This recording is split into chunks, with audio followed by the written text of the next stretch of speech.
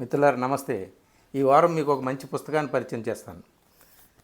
అదే the alchemist. ఇది తెలుగులో పరుసవేది అనే పేరు మీద మనకి అనువాదం అయింది. చాలా కాలంగా ఈ నవల ప్రపంచం అంతా అనేక భాషల్లో తిరుగుతూ ఉంది. అందరూ చదువుతున్నారు. చదివిన ప్రతి వారికి చదివిన ప్రతిసారి ఏవేవో కొత్త ద్వారాలను తెరిచి ఈ ప్రపంచం నుంచి ఏవో కొన్ని కొత్త గోళాలని ఈ పుస్తకం మనకు పరిచయం చేస్తూ ఉంది. ఎప్పుడో ఇంగ్లీష్లో చదివాను, తర్వాత ఈ మధ్య తెలుగులో కూడా చదివాను. మళ్ళీ మొన్న మిత్రుడు ఎవరో చెప్తే మళ్ళీ చదివాను. మిత్రులారా, ఈ పుస్తకం ఒక అద్భుతం. 160-170 పేజీలు ఉన్నటువంటి ఈ పుస్తకం మీరు చదవడానికి 2-3 గంటల కంటే ఎక్కువ సమయం పట్టదు. ఇప్పటికే మీరు చదివి ఉంటే మరొకసారి చదవండి, మళ్ళీ చదివి ఉంటే మళ్ళీ చదవండి. మిత్రులతో, మీ బంధువులతో, మీ పిల్లలతో, స్నేహితులతో అందరితో చదివించండి.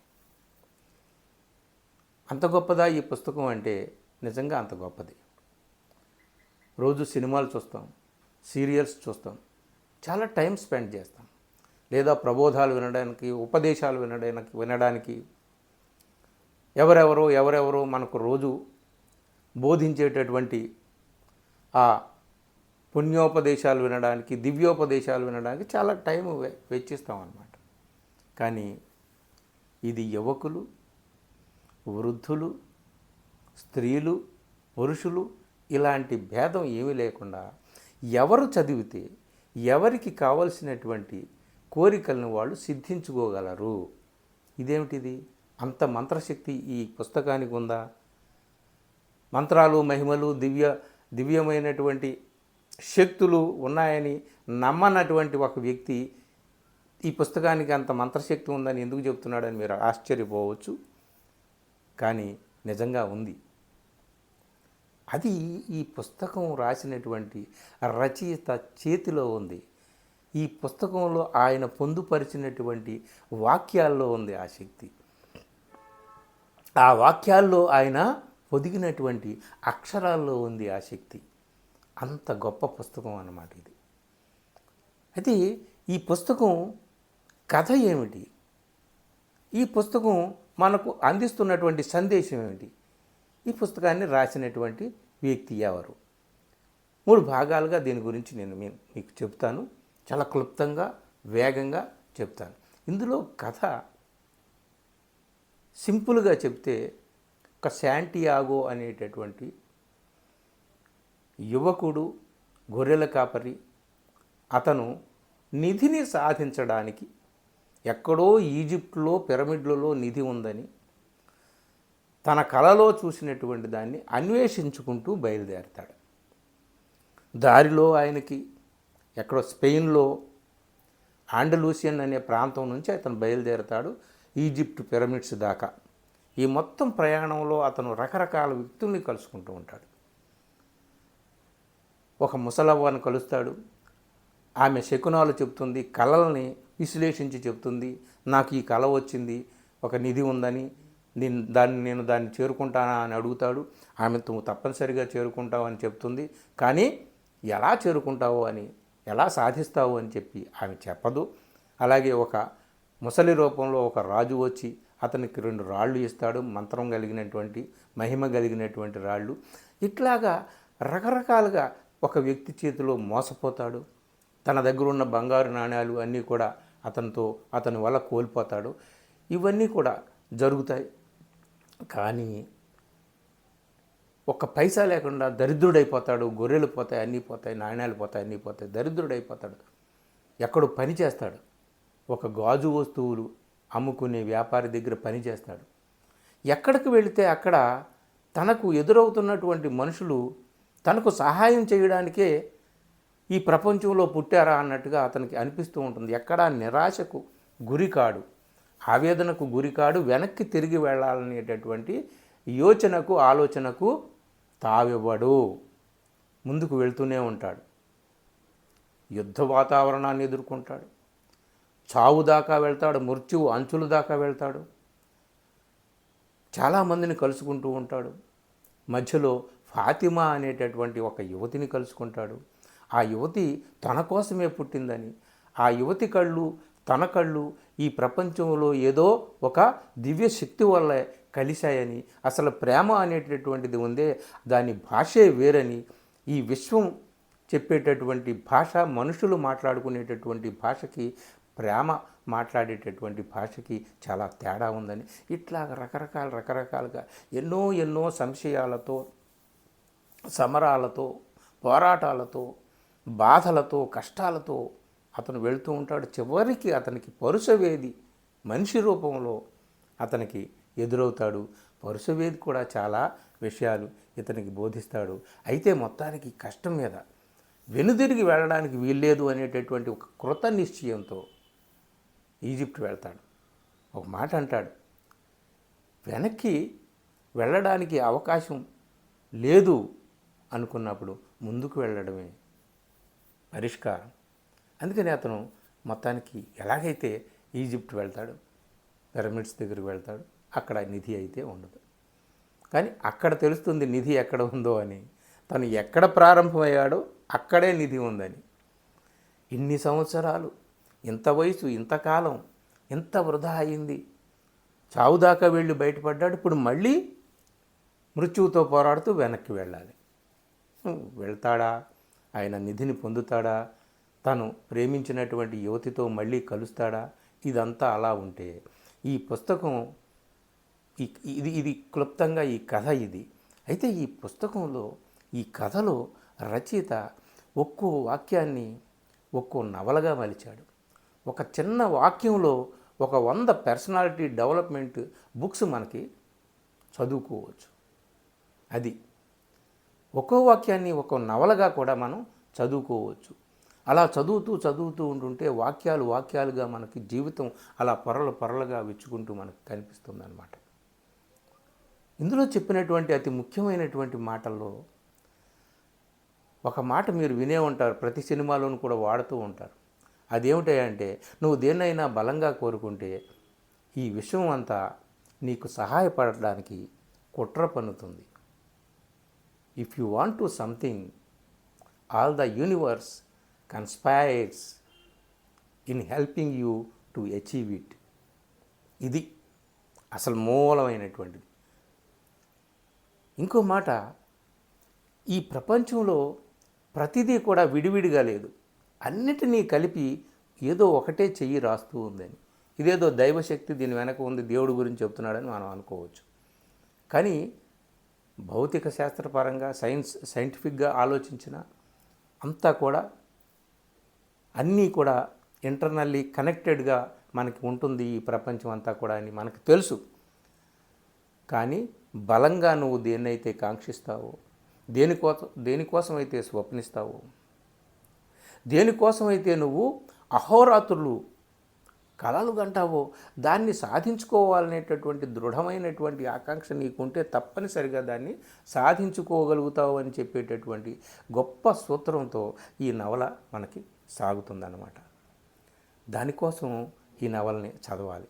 ఈ నవల చదివితే తప్ప ఇట్లాగ కథ వింటేనో లేదా ఈ కథలోని కొన్ని వాక్యాలు వింటేనో మనకి విషయం బోధపడదు, ఎంజాయ్ చేయలేము.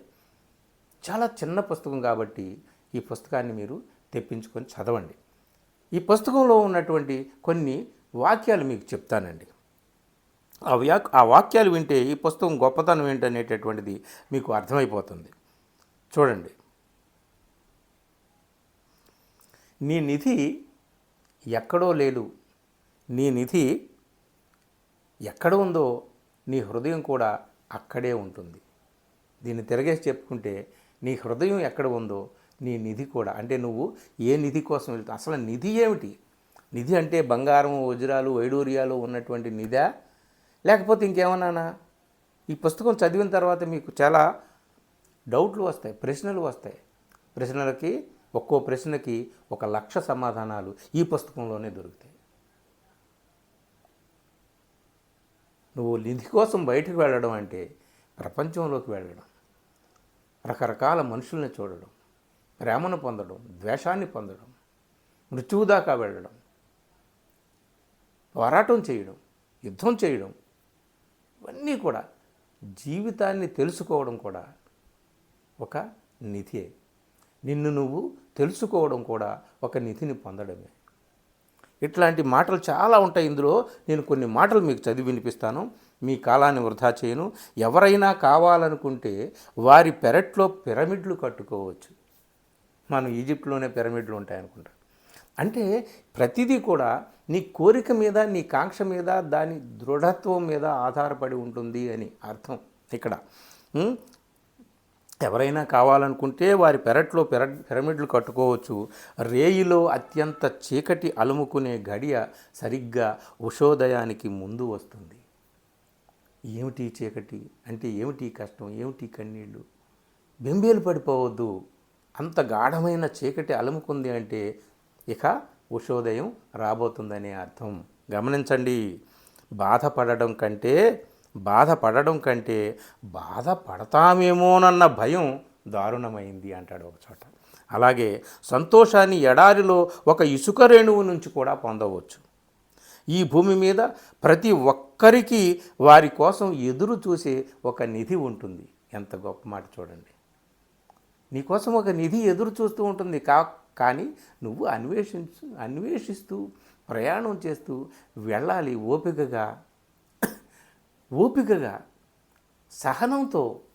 కష్టాలు వచ్చినా, కన్నీళ్ళు ఎదురైనా, ఏమి ఎదురైనా సరే, ఆఖరికి మృత్యువు ఎదురైనా ఆ నిధిని పొందాలనేటటువంటి తాపత్రయం నీలో ఉండాలంతే. కలలు, కోరికలు నీకు తెలిసినప్పుడు వాటిని ఎలా ఎదుర్కోవాలో నీకు తెలుస్తుంది. అసలు నీకు కళ ఏమిటో, నీ కోరిక ఏమిటో నీకు తెలియకపోతే వాటిని ఎలా సాధించాలో నీకు అసలు తెలియదు. కళలు, కోరికలు నీకు తెలిసినప్పుడు వాటిని ఎలా ఎదుర్కోవాలో నీకు తెలుస్తుంది. నీ హృదయం నుంచి నువ్వు ఎన్నటికీ తప్పించుకోలేవు కాబట్టి అది చెప్పేదాన్ని వినటం మంచిది. ఎంత అద్భుతమైనటువంటి చాలా కొన్ని వాక్యాలే మీకు నేను ఇక్కడ చెప్తున్నాను అనమాట. నీ హృదయం నుంచి నువ్వు తప్పించుకోలేవు కాబట్టి అది చెప్పేదాన్ని వినటం మంచిది. మరో రోజు చనిపోవడం కంటే రేపు చనిపోవడం ఏ విధంగానూ దారుణమైంది కాదు. రేపు ఎక్కడ చచ్చిపోతాము ఏమిటో అని ఆందోళన. అసలు ఎప్పటికైనా చచ్చిపోతాం అనేటటువంటి విషయం నీకు తెలిస్తే రేపు చచ్చిపోతామేమో, ఎల్లుండి చచ్చిపోతామేమో అన్న భయమే రాదు నీకు. అది లోహాలను శుద్ధి చేసే క్రమంలో తమను తాము శుద్ధి చేసుకుంటారు మనుషులు. రోజువారీ జీవితం నుంచి కూడా పరుస వేదాన్ని నేర్చుకోవచ్చు. ఓపిక పడితే ప్రతి దానిని బంగారంగా మార్చవచ్చు. ఇదండి, నువ్వు లోహాన్ని బంగారంగా మార్చడమే కాదు, నీ జీవితాన్ని బంగారంగా మార్చుకోవచ్చు. నిన్ను నువ్వు బంగారంగా మార్చుకోవచ్చు. నువ్వు పట్టిన ప్రతిదాన్ని బంగారంగా మార్చుకోవచ్చు. అక్షరాన్ని పడితే అక్షరాన్ని, ఉద్యోగాన్ని పడితే ఉద్యోగాన్ని, ప్రేమను పడితే ప్రేమను, జీవితాన్ని పడితే జీవితాన్ని, దేన్ని పట్టినా దాన్ని బంగారంగా మార్చుకోవచ్చు. అద్భుతంగా నీ కళలను సాకారం చేసుకోవచ్చు. ఇదండి ఈ పుస్తకంలో ఉన్నటువంటి గొప్ప గొప్ప వాక్యాలు. ఇది కొన్ని వాక్యాలు మాత్రమే చెప్పాను, ప్రతి వాక్యము ఇలాగే ఉంటుంది. అది ఈ నవలలో ఉన్నటువంటి గొప్ప విషయం అన్నమాట. అందుకనే పరుస వేదం అంటే లోహాన్ని బంగారంగా మార్చడం అనేటటువంటి విద్య. అది తెలిసినవాడు పరుసవేది. దాన్ని అల్కమిస్ట్ అని ఇంగ్లీష్లో అంటారు. దీన్ని మొట్టమొదటగా ఎవరు రాశారు, అది కూడా ఆ రచయిత గురించి కూడా చెప్పుకుందాం. బ్రెజిల్లో పుట్టినటువంటి పాలో కోయిలో అనే రచయిత రాసినటువంటి నవల. బ్రెజిల్లో మిలిటరీ నిరంకుశ పాలనకు వ్యతిరేకంగా ప్రగతిశీల రాజకీయాలతో మమేకమైనటువంటి రచయిత. కానీ శాంతిని, ప్రేమను తన వస్తువులుగా ఎంచుకుని నవలలుగా, పుస్తకాలుగా రాసినటువంటి వ్యక్తి. 1987లో తన మొదటి రచన ది పిల్గ్రిమేజ్ అనేటటువంటిది రాశాడు. తర్వాత 88లోనే 1988లోనే ఈ ఇప్పుడు మనం చెప్పుకున్నామే పరుసవేది అనేటటువంటి పుస్తకం పోర్చుగీస్ భాషలో రాశాడు. దాన్ని 93లో మొదటిసారి ఇంగ్లీష్లోకి అనువాదం చేశారు. ఇంగ్లీష్లోకి అనువాదం చేసిన తర్వాత ప్రపంచంలో అనేక భాషల్లో మిలియన్ల కొద్దీ కాపీలు అమ్ముడుపోయింది ఈ పుస్తకం. ఇప్పటికీ కూడా ఎక్కడో ఒక చోట ఏదో ఒక భాషలో అనువాదం జరుగుతూనే ఉంటుంది. అతి చిన్న పుస్తకం అన్నమాట. మీకు 2-3 గంటల్లో, వేగంగా చదివే వాళ్ళైతే 2-3 గంటల్లో చదివేయగలరు. ఇది తెలుగు పుస్తకం నవోదయ బుక్ హౌస్లో దొరుకుతుంది. అలాగే ఇంగ్లీష్ పుస్తకం కూడా అమెజాన్లో ఎక్కడ పడితే అక్కడ దొరుకుతుంది. ఆడియో బుక్స్ కూడా అవైలబుల్ ఉన్నాయి. మిత్రులారా, ఈ పుస్తకాన్ని తప్పనిసరిగా మీరు చదవండి. ఒకసారి చదివితే మళ్ళీ చదవండి, మళ్ళీ చదివితే మళ్ళీ చదవండి. తప్పనిసరిగా మిత్రులకు ఈ పుస్తకం గురించి చెప్పండి. అలాగే మర్చిపోకుండా ప్రతి వారం ఒక మంచి పుస్తకాన్ని లేదా ఒక మంచి సినిమా గురించి మీకు పరిచయం చేయడానికి వస్తాను. ఇప్పటిదాకా ఎవరైనా నా ఛానల్ని సబ్స్క్రైబ్ చేయకపోతే ఇప్పటికైనా చేసుకోండి. వీడియోలు నచ్చితే మిత్రులకు షేర్ చేయండి. మిత్రులారా, థ్యాంక్ యూ వెరీ మచ్. నమస్తే.